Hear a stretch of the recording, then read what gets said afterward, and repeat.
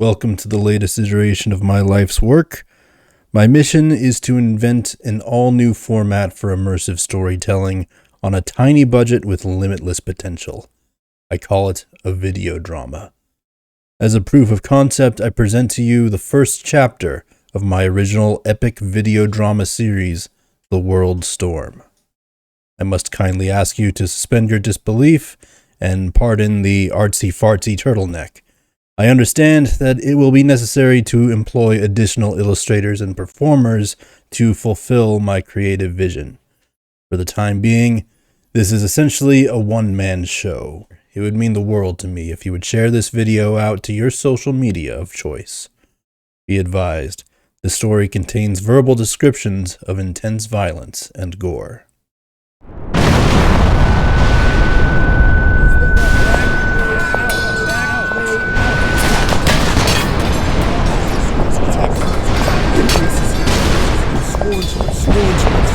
Captain's order!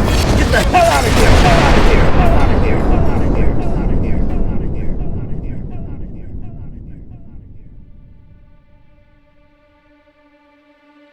of here! The Westlands of Unaya were once the homeland of the Cardians, whose ancient glory declined until imperial conquest swallowed them.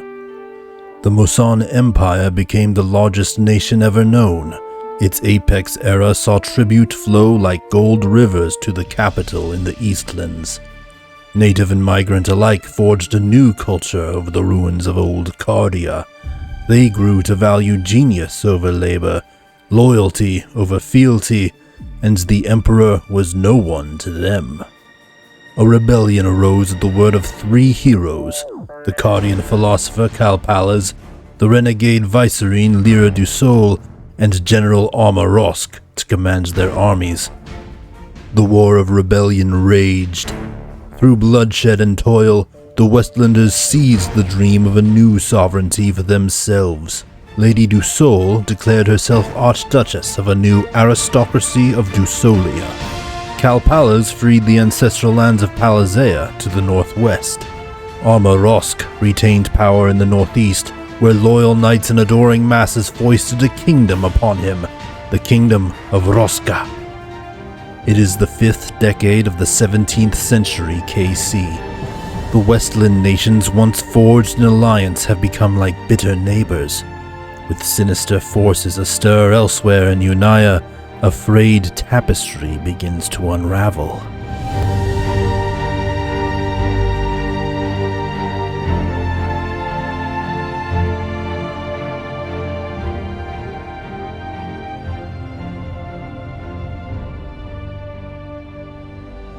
'54th of Eastern, 1650.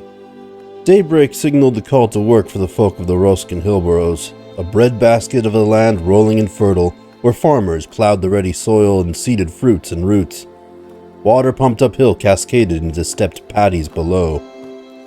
Among the livestock, scaly biped raptors raced one another up and down their long corrals to prove themselves worthy mounts. Flightless flocks of poultry cues hooted and pecked scattered feed. The ground subtly trembled from the steps of hulking restors, bred for burden, leather, and meat. In the village of Saronold, a young man arose for the first time by Western law, Rogan Tais, 16 years and 1 day old. His birthday saw him gifted with every article of adulthood. His father, a restor herder, furnished the leather for a full set of riding gear, from gloves and greaves to bridle and saddle. His aunt and uncle, reptor breeders, gave him Brenner, nut brown in color, calm in temperament, and selected at birth by Rogan himself. Cousins added bits of kit and tools. Rogan's elder brother, Rogel, a knight in service to the king, could not furlough from his post for the occasion, but he did leverage a priority parcel delivered, a spear, soldier's grade with a shaft as tall as its bearer and a sharp spade head firmly affixed. The armament completed him, a marker of his freedom. As his first adventure in adulthood, he took upon Brenner and set his sights to the northeastern horizon, to the far side of the Kingdom of Roska. There, nestled deep within the Solrothi peaks, there stood the grand city of Capital Vale. That is where Sir Rogan Tais, lieutenant of the Rox Knights, served His Majesty King Ozza. a service for which his family felt self-same pride. Remember, ride north for about a week or till you reach Alatown. Then turn east toward the Sorothi Peaks. You've told me 1,000 times, Dad. And take the King's Road up from the foothills. It's a toll-free way, so if anyone tries to collect from you... They're swindlers, yes, you told me that too. Right. And if only your mother saw you now. And all along the way. Oh, I'm sure she's watched you from the stars. Oh, my boy. The father reached up to his son and they grasped wrists together one last time. I'll do something to make you proud, Dad. Just like Rogel. You already have, Rogan. Now don't linger or I'll never let you go. Rogan gave one last farewell to his dear father as Brenner began to stride. A few neighbors wished him well from their doorsteps as he passed, and some village children followed him as far as the old Lorndor shrine and graveyard. Silently, he prayed to his mother when her cairn came into view. In return, he felt her somber encouragement. The calm dawn proceeded as Rogan Tais rode northward. On the evening of Solstice 4th, Rogan arrived in Aldatown, a bustling village with urban aspirations. From there he turned eastward, down busier roads toward the spine-bristled horizon.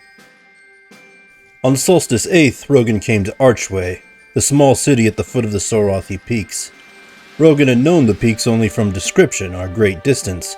Up close, their immensity daunted him. He stood in the shadows of red rock towers and conical spires thrust skyward. 2 pillars remained of Archway's namesake, a Cardian arch that marked the entry to the King's Road, the safest highway through the sheer terrain. With nervousness and resolve renewed alike, Rogan passed between the ruined guideposts and up the gradual incline of the wide, well-trodden road.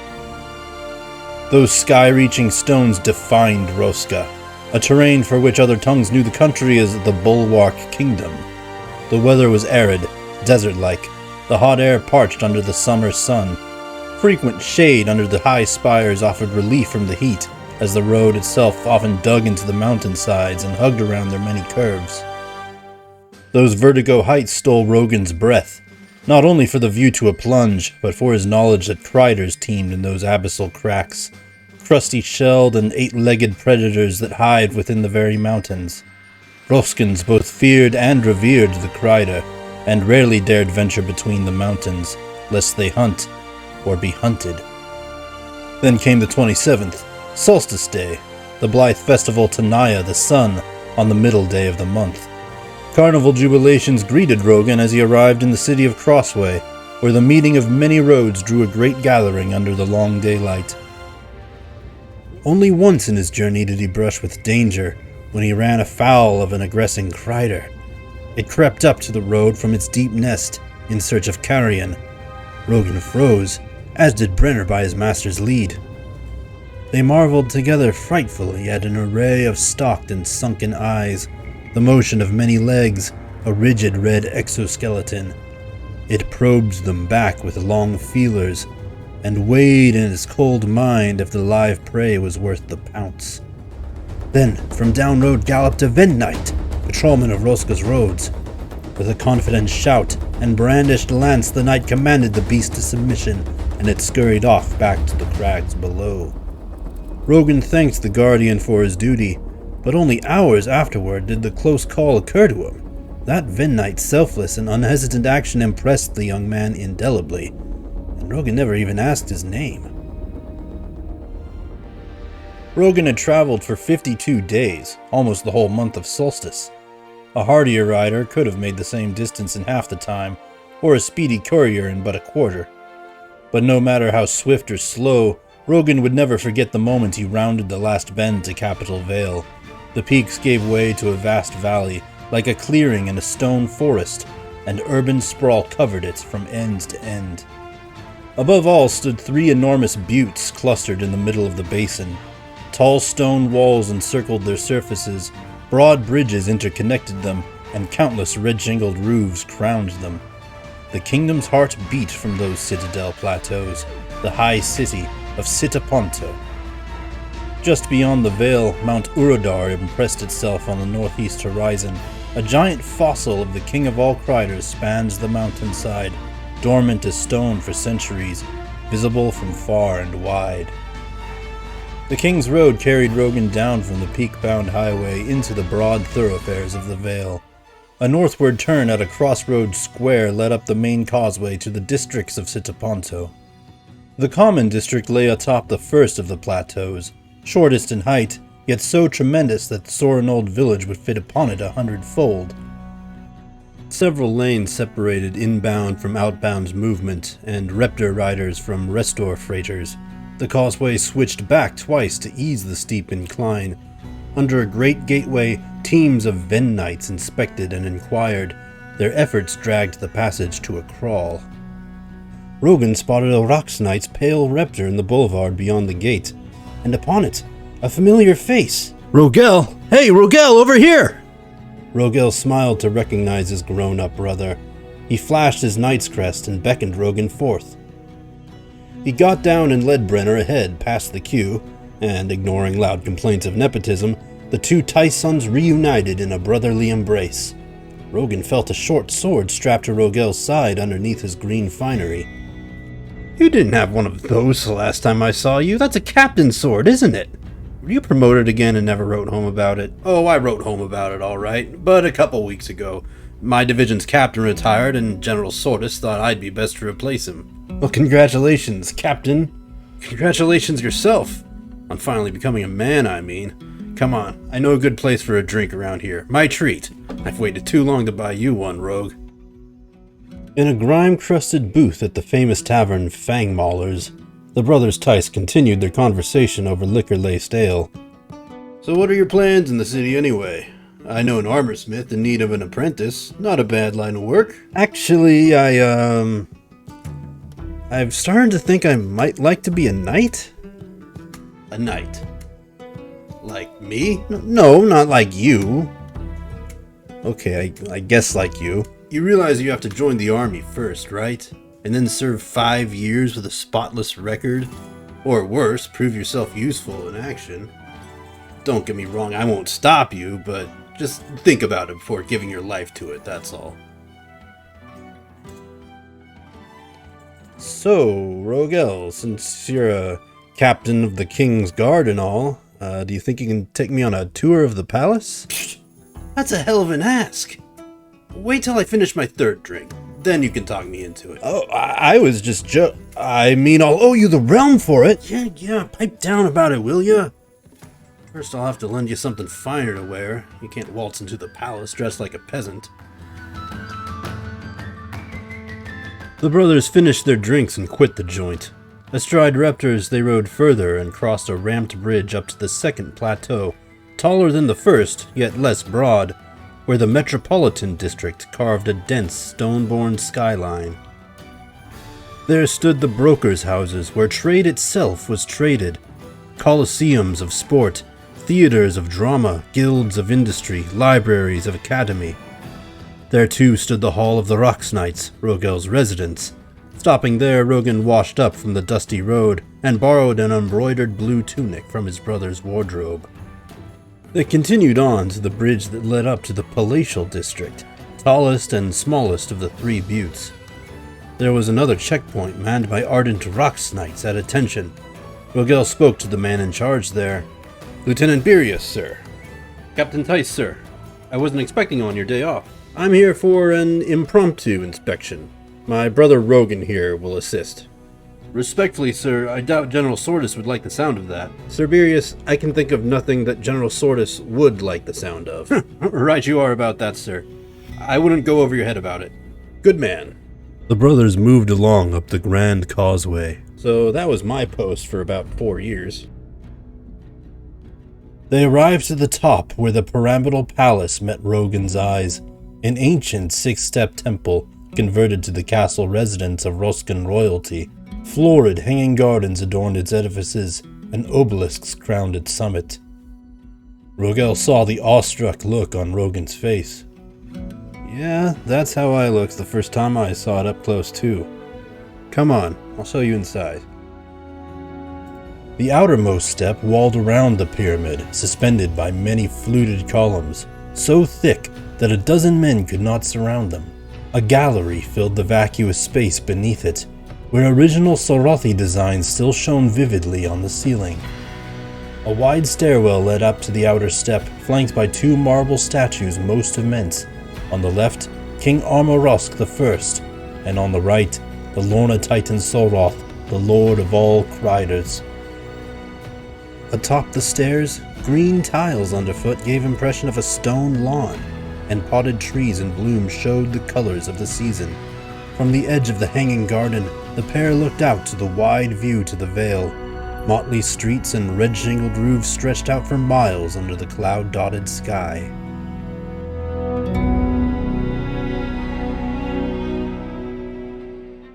A spy crept on softened steps, hiding from column to column. An intense debate emanated about, but the hall's echo distorted the words. Closer and closer, the footpad closed enough distance to eavesdrop on the talks with clarity. King Ozza's chiding words were first to arrive in earshot. As long as our allegiance is at stake, you won't smooth this over with witless excuses. Please, Majesty, the aristocracy has no intent on making an enemy of the Bulwark Kingdom, said the first of two Dusolians, Lord Erlineld Celian. Can you explain why my spies report Dusolian proof marks on guns of the Parcanian Navy? That's half the realm away! How will you prevent the same falling into Musan hands? Then the second Dusolian, Lord Rolgris Delsai, started. Majesty, Parcanon is a young nation, breaking away from the Empire just like our two nations once did. You must sympathize. You're misdirecting again. A foreign navy constitutes a military sale. My father's sanctions forbid it. My point is that for such a young navy, their armaments are all either commandeered or privately owned. Only Lord Feroda was still with us. May he rest. Do you agree it's strange that the scandal all started so soon after he was killed?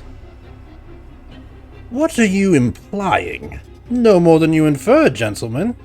Ozza was still oblivious to the eavesdropper. She sidled herself tight against an outer column, her breath steadied. She pulled her black hair back so not a tendril would stray in view. Forgive me for saying so, Majesty, but I must be frank. The firearm is the future. Surely you realize this. Why else would you bulletproof your knights? Say the word and we can arm and train an entire division on our latest rifles. If only you'd let go of your pride and allow a line of credit. Let go of our pride? I didn't mean... Is there nothing you slitters won't twist into an insulting sales pitch? The eavesdropper could no longer retain her composure. King Ozza's outburst inspired a stifled giggle from her hiding spot. Ozza couldn't help but chuckle himself. Pardon my daughter, she is rightfully curious about these proceedings. Feylin, I know you're there. Princess Feylin clapped a hand over her mouth, mortified and frozen still. Her big eyes turned to find General Sordis standing over her. His tense, tempered glare from his ocean-colored eyes shuddered her spine with fright. I will escort you out, Highness.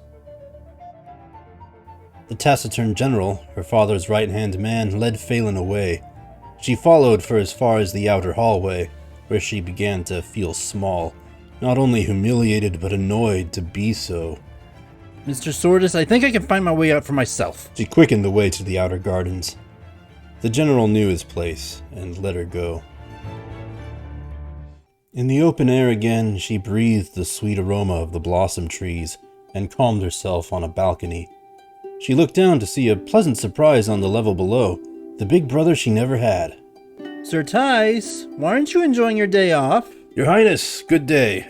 I decided to show my guests from out of town the best view around. I hope you'll permit, I know it's quite irregular. Feylin hurried down the stairway to greet them, and Rogan's perspiration intensified. He had heard that voice once before, years ago. An implacable portent overcame him. Of course I permit it, Sir Tais. I don't care for all those stuffy rules anyway. It's not like I'm... General Sordis. Of course not, Highness. But he's still my boss. Yeah, and someday I'll be his. You care to introduce your friend? Actually, as I recall, the two of you have already met. Rogel pulled Rogan around by the shoulder, and he beheld Princess Feylin again. They'd met as a boy and girl 6 years afore, when King Ozza toured the countryside. Sir Rogel's loyalty afforded him the privilege of acquainting his humble family to his highnesses. Thus, for a day, little Rogan and Feylin shared a brief, unbridled friendship, as children do, but halfway forgotten over the years, until...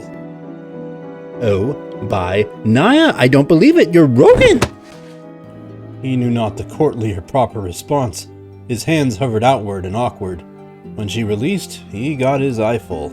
She'd grown in every pleasing way to a young man's eyes. Her amber eyes flashed in the daylight. A silver circlet banded her long night-black hair, streamed down to her narrow waist. His instinct managed to assemble a turn of phrase. It's wonderful to see you again, Feylin. Your Highness. It's wonderful to look at you, too. Feylin blushed. No boy in her life was so forward. Flattery will get you nowhere with me, you rogue. Oh, what a pity. Well, you can flatter me if you like. So, were you just in the meeting with the Dusolians, Highness? That's not quite it. My father didn't want me to attend for whatever reason, but I've been wondering just what is the Dusolians' problem? So I spied on it, alright? But it was so intense in there. He doesn't trust the lords at all anymore. And now there's only 2 of them since the only one my dad got along with was assassinated last year.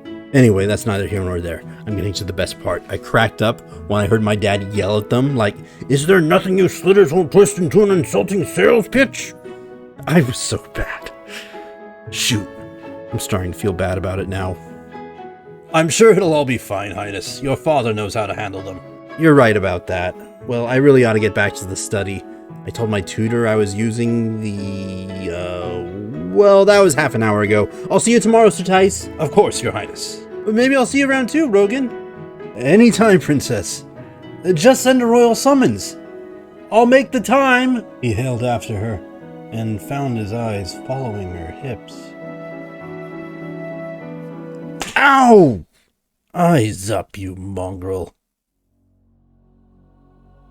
Rogan's mind rushed as his brother aggressed him from the palace back to the lower districts. So spectacular had the day been, but bitter sweetness lingered for such a fleeting reunion with Princess Feylin in all her majesty. He cringed to think of it, but he couldn't erase the joy of how she embraced him at first sight, like a long-missed friend. A most high-born lady in both station and beauty, and he even held his tongue together. From that day forward, she was never far from Rogan's mind, and he realized a newfound envy for his elder brother's service to Liege and Sion. His prior inkling took hold of him completely. He aspired to stand among the kingdom's most courageous men, the Knights of Roska. The Roskan Grand Army boasted a most arduous 6-month training regimen, each month spent in the tutelage of the 6 orders of the Knights of Roska.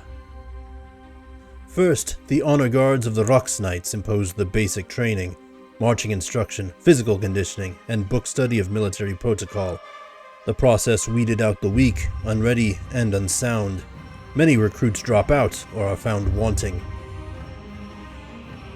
In the second month, the Homeland Patrolmen of the Ven Knights trained non-lethal takedowns by day and practical law by evening. The next month, the Border Guards of the Var Knights took the recruits under wing in the ways of surveillance, reconnaissance, and archery.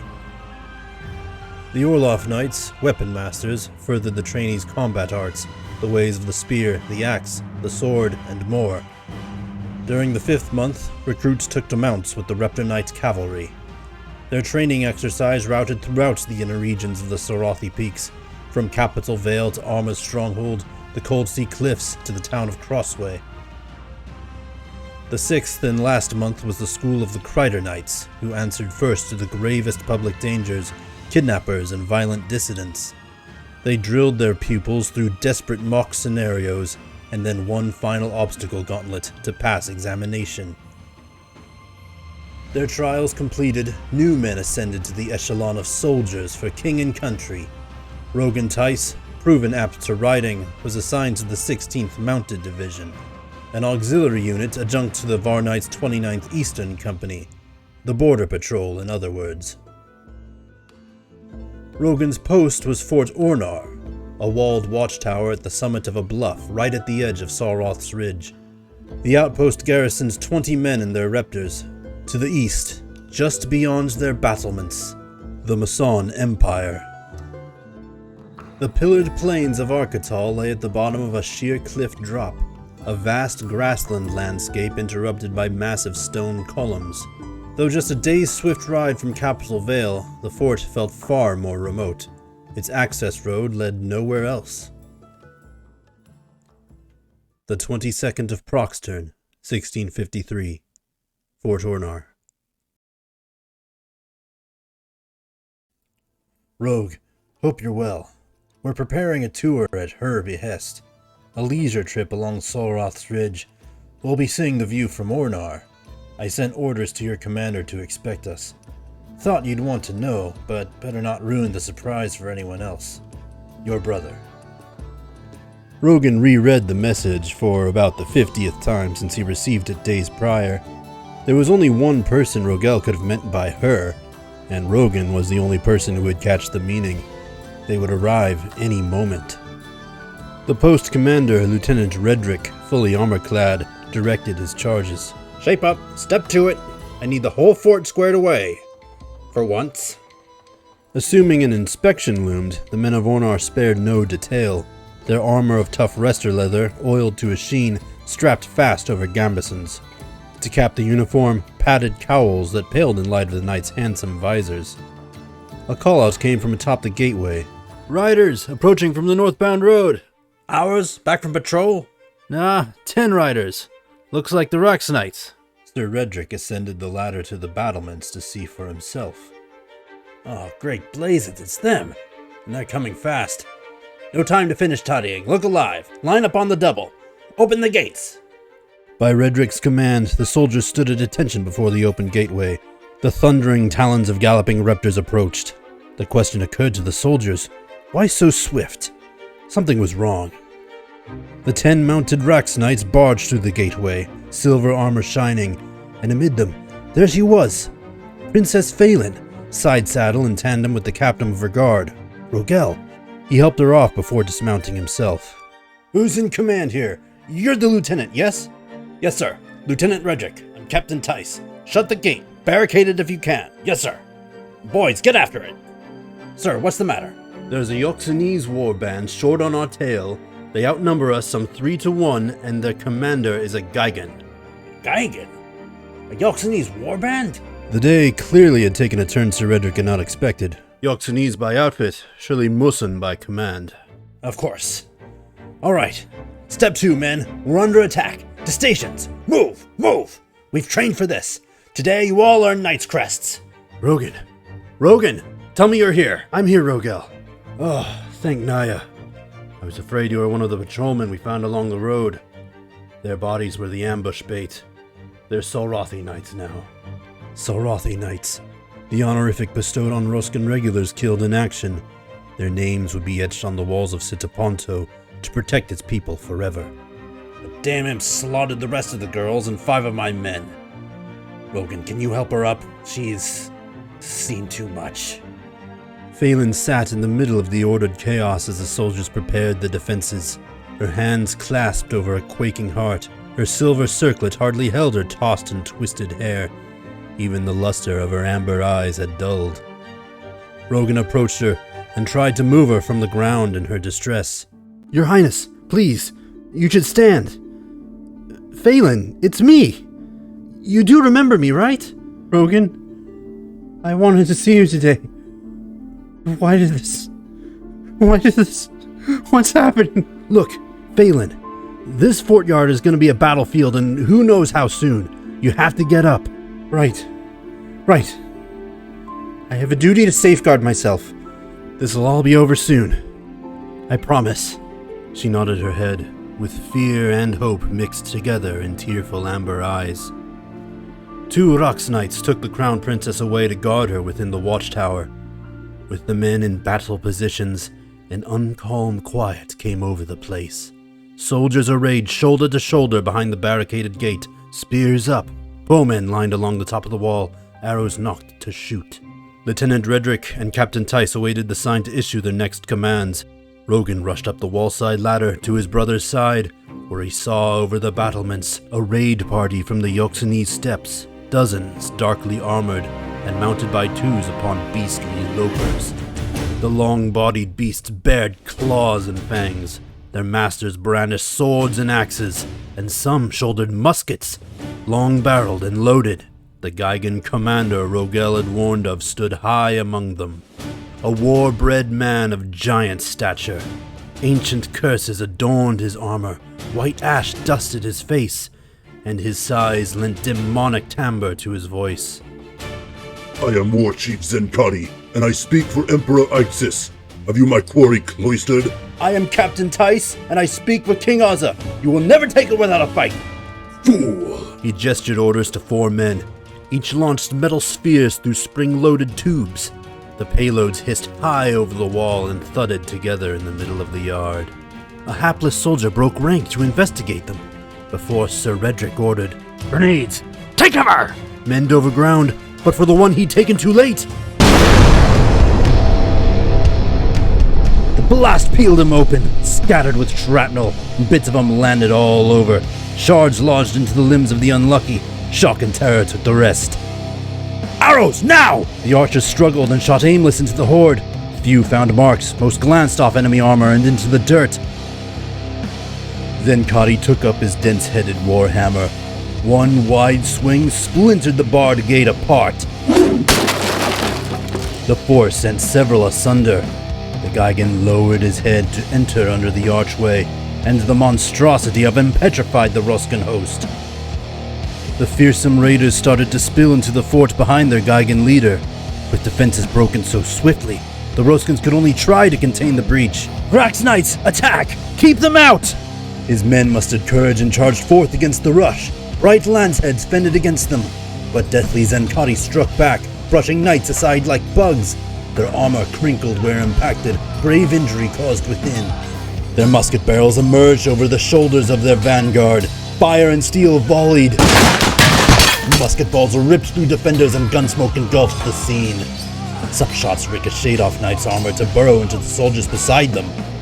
There never came a hope of victory, nor a thought to surrender. Half the Roskan defenders were killed or deathly wounded in a bloody matter of minutes. The knights lasted longest for their armor, but numbers overwhelmed them one by one. Spooked reptors ran rampant, they tail-whipped friend and foe alike.